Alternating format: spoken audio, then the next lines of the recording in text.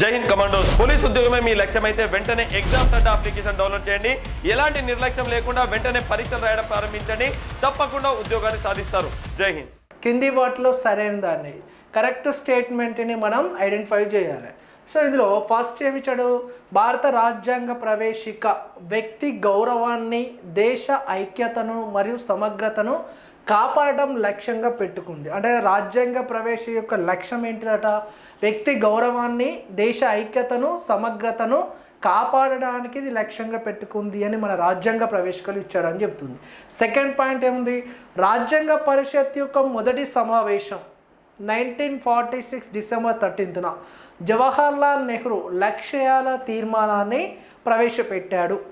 Next థర్డ్ది, భారత రాజ్యాంగంలో ప్రవేశిక యొక్క ఉద్దేశం దేశ లక్ష్యాలు మరియు విలువలను నిర్వచించడం. నెక్స్ట్ లాస్ట్ది, ప్రవేశికలో న్యాయం గురించి ప్రస్తావించబడలేదు, న్యాయం గురించి ప్రస్తావించబడలేదు అని చెప్తున్నాడు. సో ఇక్కడ చూడండి, మరి ఇందులో మనకు కావాల్సింది కరెక్ట్ స్టేట్మెంట్. సరే, ఇక్కడ మనకేంది? ఇండివిజువల్, ఇక dignity of individual unity and integrity, వీటి గురించి మనకు రాజ్యాంగ ప్రవేశికలో ఉంది. వ్యక్తి యొక్క గౌరవాన్ని కాపాడుతూ దేశాన్ని ఐక్యతంగా ఉంచి దేశం యొక్క సమగ్రతను కాపాడుకోవడమే మనకు రాజ్యాంగ ప్రవేశిక ఒక ముఖ్యమైన కాన్సెప్ట్ అని, ఈ సమగ్రత అనే వర్డ్ కూడా మనకు 42 కాన్స్టిట్యూషన్ అమెండ్మెంట్ యాక్ట్ ద్వారా యాడ్ చేశారని మనం ఇంతకుముందు ప్రీవియస్ క్వశ్చన్లో కూడా దీని గురించి ఎక్స్ప్లెనేషన్ ఇవ్వడం జరిగింది. సో ఈ వర్డ్స్ అనేది మనకి ఇండియన్ కాన్స్టిట్యూషన్ ప్రియాంబుల్లో ఈ వర్డ్స్ గురించి ఉందా అంటే ఉన్నాయని చెప్పవచ్చు. అంటే మెయిన్ ఉద్దేశంలో ఇది కూడా ఉందిగా, రాజ్యాంగం అంటే వ్యక్తి యొక్క గౌరవాన్ని కాపాడుతూ దేశాన్ని సమైక్యత ఉంచుతూ సమగ్రతను కూడా ప్రతి ఒక్క పౌరుడు తోడ్పాటు అందించాలనే కాన్సెప్ట్తోని రాజ్యాంగ ప్రవేశిక అనేది ఏర్పాటు చేసిరని చెప్పచ్చు. అంటే first sentence is the correct. రాజ్యాంగ పరిషత్ యొక్క మొదటి సమావేశంలో అంటే మనకు 1946 డిసెంబర్ 9th 1946 డిసెంబర్ 1913 వరకు కూడా మొదటి సమావేశం జరుగుతుంది. ఆ మొదటి సమావేశంలోనే డిసెంబర్ 13th 1946న జవహర్లాల్ నెహ్రూ తయారు చేసిన ఈ లక్ష్యాలు లేదా ఆశయాల తీర్మానాన్ని కూడా ప్రవేశపెట్టాడు. దీన్ని రాజ్యాంగ పరిషత్ అనేది మనకు 1947 జనవరిలో దీన్ని ఆమోదించడం కూడా జరిగింది. అంటే ఈ ఇచ్చిన సెంటెన్స్ కూడా కరెక్ట్ సెంటెన్స్. థర్డ్ది, రాజ్యాంగ ప్రవేశిక ఉద్దేశం ఏంది? దేశ లక్ష్యాలు మరియు దేశ యొక్క విలువలను నిర్వచించడం. దేశ యొక్క లక్ష్యాలు, దేశ యొక్క విలువలను కూడా ఇంతకుముందు మనకు కూడా డిస్కషన్ వచ్చింది. వాటి యొక్క లక్ష్యాలు ఏ విధంగా ఉండాలి అంటే దేశ అభివృద్ధి గురించి కానీ, చేయవలసిన వాటి గురించి కానీ, దీని యొక్క లక్ష్యాలు మరియు విలువల గురించి కూడా మనం ఇంతకుముందు డిస్కషన్. అదే ఈ పాయింట్ కూడా రాజ్యాంగ ప్రవేశికలో ఉందా అంటే ఉందని చెప్పచ్చు. నెక్స్ట్, ప్రవేశికలో న్యాయం గురించి ప్రస్తావించబడలేదు అని ఉంది. మరి న్యాయం గురించి ప్రస్తావించబడలేదా? జస్టిస్ 3 టైప్స్గా డివైడ్ చేశారు మనకు. పొలిటికల్ జస్టిస్ అని, ఎకనామికల్ జస్టిస్ అని, సోషల్ జస్టిస్ అని. సో ఈ 3 టైప్స్ అనేది డివైడ్ చేసేది ప్రియాంబుల్లో ఉంది కదా. అంటే న్యాయం గురించి, జస్టిస్ గురించి ప్రియాంబుల్లో వర్డ్లో ఉన్నది జరిగింది. కాబట్టి ఇక్కడ ఏంది? సరైన వాటిని అంటే 1, 2, 3 అనేది సరైనది. అంటే ఆప్షన్ 16thలో option D is the correct answer అని చెప్పచ్చు. Option D is the correct answer. Next, కింది వాటిలో రాంగ్ స్టేట్మెంట్ ఉన్న వాటిని మనం ఐడెంటిఫై చేయాలి. ఒక వ్యక్తికి ఒక ఓటు మరియు ప్రభుత్వ మార్పు, ఇక్కడ ఏమిచ్చిండు? ఒక వ్యక్తికి ఒక ఓటు మరియు ప్రభుత్వ మార్పు అనే పదం ప్రవేశికలో డెమోక్రటిక్ మీన్స్ ప్రజాస్వామ్యం అనే పదాన్ని సూచిస్తుంది. ప్రజాస్వామ్యం అనే పదాన్ని సూచిస్తుంది అని ఫస్ట్ పాయింట్లో ఇచ్చారు. సెకండ్ది, ప్రవేశిక న్యాయం యొక్క సామాజిక, ఆర్థిక మరియు రాజకీయ న్యాయ అంశాన్ని నొక్కి చెప్తుంది. అంటే మెయిన్గా రాజ్యాంగ ప్రవేశికలో ఈ జస్టిస్లో ఎలాంటి ఉంది? Social justice, economic justice, political జస్టిస్ల గురించి మనకు న్యాయంలో దీని గురించి మెయిన్గా ఉన్నదని చెప్పచ్చు. ఆ న్యాయం అనేది రాజ్యాంగ ప్రవేశికలో ఉన్నదని ఈ వర్డ్లో ఇవ్వడం జరిగింది.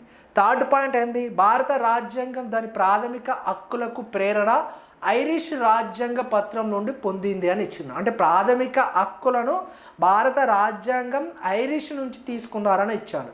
ఫోర్త్ ఆప్షన్, రాజ్యాంగ యంత్రాల సముదాయంగా అర్థం చేసుకోవచ్చు. రాజ్యాంగాన్ని యంత్రాల సముదాయంగా అర్థం చేసుకోవచ్చు అంటే కలెక్షన్ ఆఫ్ మిషనరీ అని అర్థం చేసుకోవచ్చా? మనకి ఇందులో ఉండేటి ఏంటి? ఆర్టికల్స్ నిబంధనలు, ఆర్టికల్స్, రూల్స్ అండ్ రెగ్యులేషన్స్, వాటి గురించి తెలిపేదే మన కాన్స్టిట్యూషన్. అంటే మనకి ఇచ్చిన దాంట్లో ఇక్కడ రాంగ్ స్టేట్మెంట్ అన్నాడు కాబట్టి ఇది ఫస్ట్ ఆప్షన్ మనం చేయొచ్చు. డెమోక్రసీ అంటే ఏంటి? ప్రజల కోసం ప్రజలే ప్రత్యక్షంగా పరిపాలన చేసుకోవడం అనే మన డెమోక్రసీ. మనకు అదొరు అబ్రహం లింకన్ కూడా దీని గురించి మనకు డెఫినేషన్ ఇవ్వడం జరిగింది. అంటే ఇందులో ప్రజలే డైరెక్ట్గా ఇన్వాల్వ్మెంట్ అయ్యి ప్రజలే ఎన్నికవుతారు, ప్రజలే వాటిని అడ్మినిస్ట్రేషన్ చూసుకునే రైట్స్ కూడా ప్రజలకే ఉంటుందని. అలాంటి వాటిని ఏమన్నావు?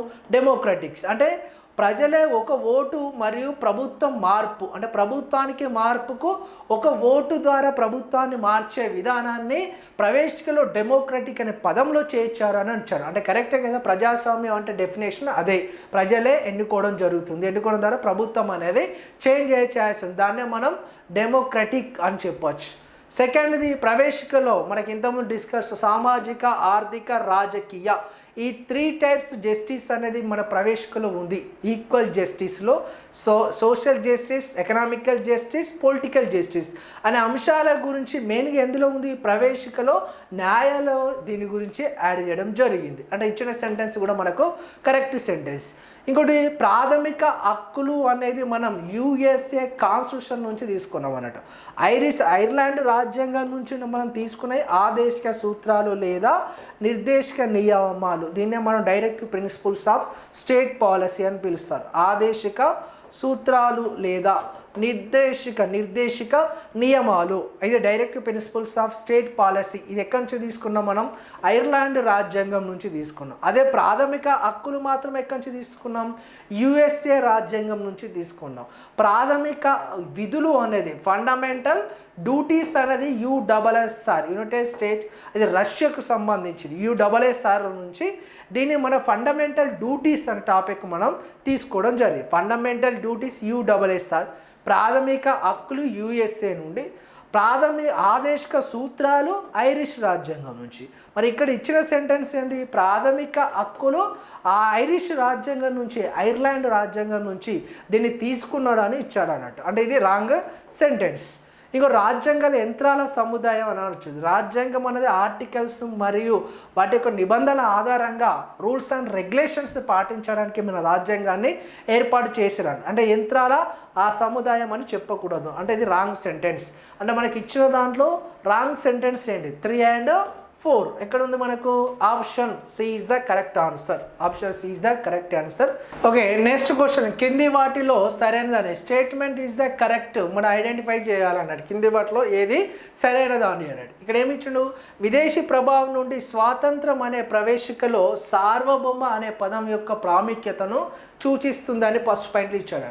సెకండ్ పాయింట్ ఏమి ఇచ్చాడు? రాజ్యాంగ సభ ప్రవేశికను స్వీకరించింది. రాజ్యాంగ సభ అనేది ప్రవేశికను స్వీకరించింది అని ఇచ్చాడు. నెక్స్ట్ థర్డ్ది వంశ పారంపర్య పాలన ముగింపు ప్రవేశికలో రిపబ్లిక్ అనే పదంని సూచిస్తుంది అని చెప్తాడు. ఫోర్త్ది భారత ప్రభుత్వ చట్టం 1935 పత్రం భారత రాజ్యాంగంలో కేంద్ర రాష్ట్ర సంబంధాలకు పాక్షికంగా మూలంగా పనిచేసేది, పాక్షికంగా మూలంగా పనిచేసేదని ఇచ్చాడు అన్నాడు. సో ఇక్కడ మనకు కరెక్ట్ సెంటెన్స్ ఏంది? విదేశీ ప్రభావం నుండి స్వాతంత్రం అనేది అంటే ఇక్కడ వేరే దేశం యొక్క ఆధిపత్యం ఉండకుండా స్వాతంత్రంగా భారతదేశం అనేది ఉంటుంది. దానికి కావాల్సింది ఏంటిది? సార్వభౌమ అధికారం, సావర్నిటీ.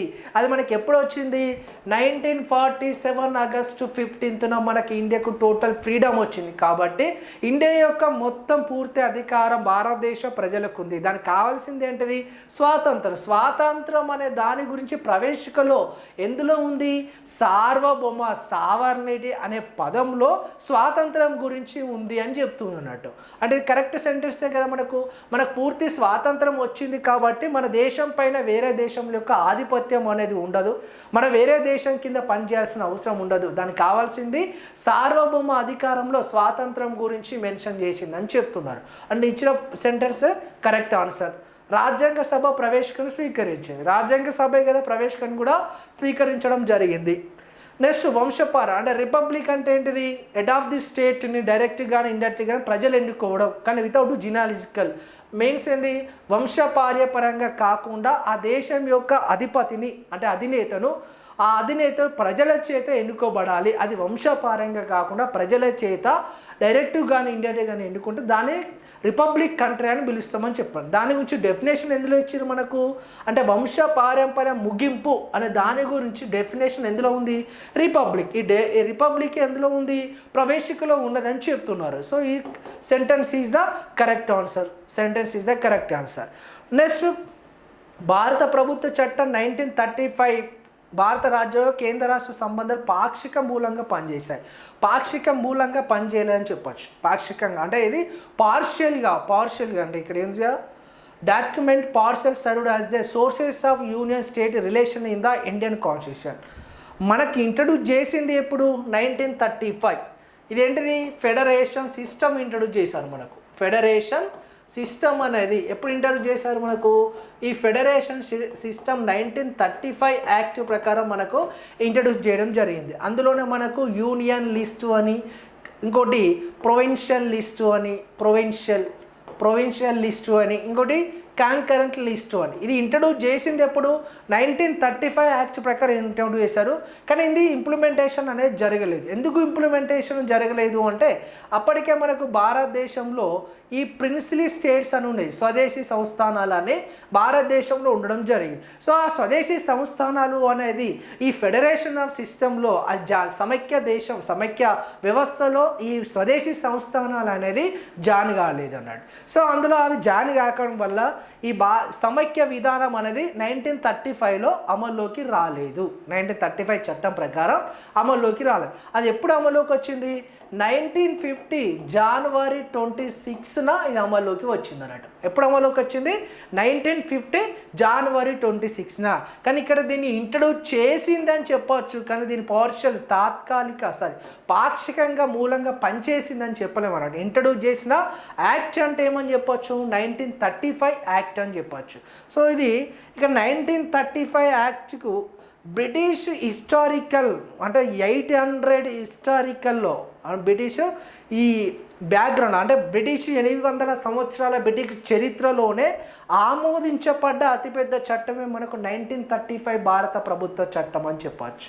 ఇది ఇండియన్ కాన్స్టిట్యూషన్లో దాదాపు ప్రజెంట్ ఇండియన్ కాన్స్టిట్యూషన్లో 70% అంశాలన్నీ కూడా మనకు ఈ 1935 యాక్ట్ నుండే తీసుకోవడం జరిగింది అన్నట్టు. దాదాపు ఎంత శాతం, 70% అంశాలన్నీ కూడా ఎక్కడి నుంచి తీసుకున్నాం, 1935 యాక్ట్ నుండే తీసుకున్నాం. ఇక్కడ డిడి బాస్ తన యొక్క ఫేమస్ బుక్ ఉంటుంది, DD boss famous book and introduction to the constitution of India India అనే బుక్ ఉంటుందండి. ఇది ఎవరిది, డిడి బాస్ యొక్క book and introduction to the constitution of India అనే బుక్ డిడి బాస్. ఆ బుక్లో మెన్షన్ చేశారు ప్రజెంట్లో ఉన్న రాజ్యాంగంలో 70% అంశాలు ఓన్లీ 1935 యాక్ట్ నుండే తీసుకోవడం జరిగింది. అందుకే 1935 యాక్ట్ అనేది ఇండియన్ కాన్స్టిట్యూషన్కు ఇండియన్ కాన్స్టిట్యూషన్కు కాపీ లేదా జిరాక్స్ లాగా అభివర్ణించడం జరుగుతుంది. ఎందుకు, ఎక్కువ అంశాలు ఎక్కడి నుంచి తీసుకున్నాం మనం, 1935 భారత ప్రభుత్వ చట్టం నుంచే దాదాపు ఎన్ని తీసుకున్నాం, 70% అంశాలు తీసుకున్నాను. అందుకే Indian constitution bore of constitution అంటే అతుకుల బొంత అని పిలుస్తాను అన్నట్టు. ఎందుకు, ఒక్కొక్క పార్ట్ అనేది ఒక్కొక్క కాన్స్టిట్యూషన్ నుంచి తీసుకున్నాం. ఫర్ ఎగ్జాంపుల్ మనకి ఇంతకుముందు వచ్చింది ఫండమెంటల్ రైట్స్ అమెరికా నుంచి, ఫండమెంటల్ డ్యూటీస్ రష్యా నుంచి, ఆదేశిక సూత్ర ఐర్లాండ్ రాజ్యాంగం నుంచి, అలా ఒక్కొక్క టాపిక్ అనేది ఒక్కొక్కటి, యూనియన్ అనేది కెనడా రాజ్యాంగం నుంచి ఇలా తీసుకున్నాం. కాబట్టి భారతదేశం యొక్క రాజ్యాంగాన్ని అతుకుల బొంత అని పిలుస్తారు, బోర్ ఆఫ్ కాన్స్టిట్యూషన్ అని పిలవడం జరుగుతుంది. సో మనకి ఇక్కడ ఇచ్చిన దాంట్లో కరెక్ట్ స్టేట్మెంట్ ఏంటిది, 1 and 2, 3 correct statement. Option A is the correct అని చెప్పచ్చు. ఇక్కడ పార్షియల్ అని చెప్పొద్దు, ఇక్కడ ఇంట్రడ్యూస్ చేసిన యాక్ట్ అని కూడా చెప్పొచ్చు.